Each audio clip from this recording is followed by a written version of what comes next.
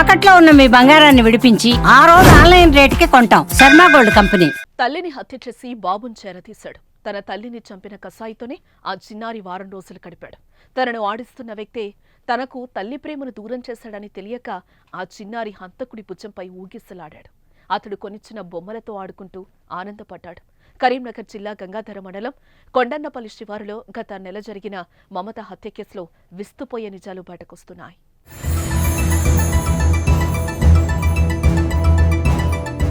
తెలంగాణ వ్యాప్తంగా బెల్లంపల్లి పట్టణానికి చెందిన మేడ మమత మిస్టరీ వీడక పోలీసులు విచారణలో సంచలన విషయాలు వెలుగు చూస్తున్నాయి. ప్రియుడి బంధువులే చంపారని తేలడం సంచలనమైతే తల్లిని చంపిన నేరగాడితోనే బాలుడు కలిసి ఉండటం మరో సంచలనం.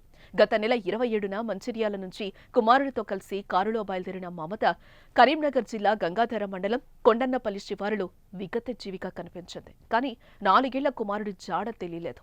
ఆ రోజు పోలీసులు బాలుడు ఏమయ్యాడు, మమతను హత్య చేసిందెవరని దర్యాప్తు చేపట్టి చివరికి కేసును ఛేదించారు. ఆమె ప్రియుడు భాస్కర్ కుటుంబ సభ్యులే సుపారీ ఇచ్చి చంపేసినట్టుగా తేలింది.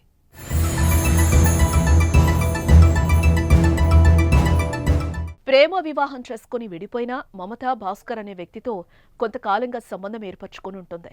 ఇది భాస్కర్ ఫ్యామిలీకి నచ్చలేదు.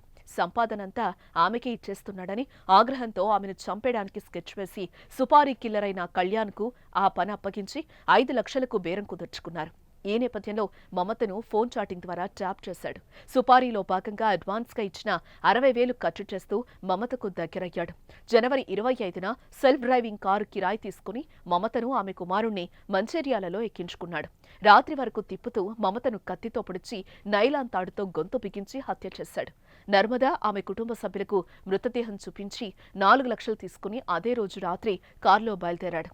మంచిర్యాల నుంచి లక్సెట్టిపేట, ధర్మపురి, జగిత్యాల మీదుగా గంగాధర మండలం కురిక్యాల వరకు వచ్చి రోడ్డు పక్కన మృతదేహాన్ని పడేసి బాబును తీసుకుని హైదరాబాద్ పారిపోయాడు.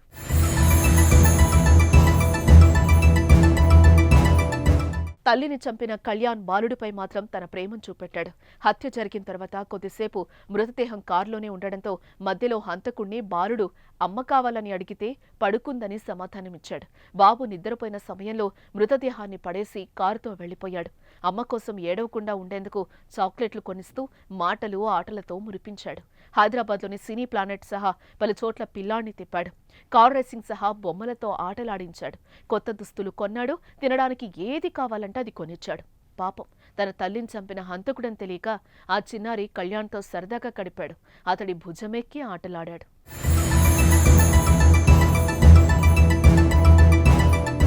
ఇలా 2-3 రోజులు గడిచాయి. తర్వాత అతన్ని ఏదైనా అనాథాశ్రమంలో చేర్పించాలనే ఉద్దేశంతో చెన్నై తీసుకెళ్లి అక్కడ ఓ హోటల్లో ఉంచాడు. అయితే పోలీసులు కార్ నెంబర్ ఆధారంగా ట్రాక్ చేసి కళ్యాణ్ నెంబర్ ట్రేస్ చేస్తున్నారు. ఈ క్రమంలోనే అతడు చెన్నైలో ఉన్నాడని గమనించి అక్కడికెళ్లారు.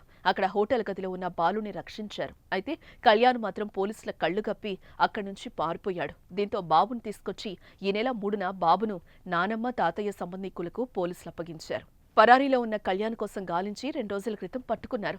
అతడితో పాటు భాస్కర్ సోదరి, తండ్రితో పాటు వారికి సహకరించిన వారిని అదుపులోకి తీసుకున్నారు.